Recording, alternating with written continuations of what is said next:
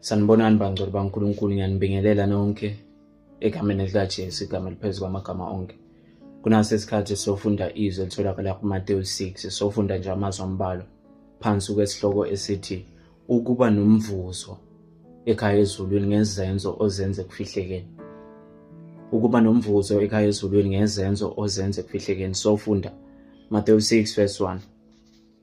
Uma nenza imisebenzi elungileyo, caphelani ukuba ningayenzi phambi kwabantu bayibone. Uma niyichakambisa kubantu, anisayi kuthola umvuzo kuyihlo sezulwini. Sofunda verse 5.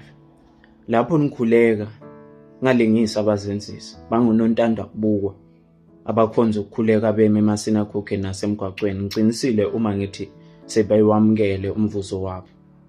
Sofunda verse 7 no verse 8. Lapho nikhuleka ningabothemeleza njengabezizwe abathandaza undendende bethi uNkulunkulu uyobezwa ngalokho. Ningabalingisi, uyihlo usuke esekwazi enokuswelayo ningakakuceli. Sofunda verse 16. Lapho nizila ukudla ningakhombisi ubuso obunyukubele njengabazenzisi abahamba biphile ukuba babone ngabantu ukuthi bazilile. Empeleni phela sebewamukela umvuzo wabo. Sizofunda verse 19 sengiphetha nje.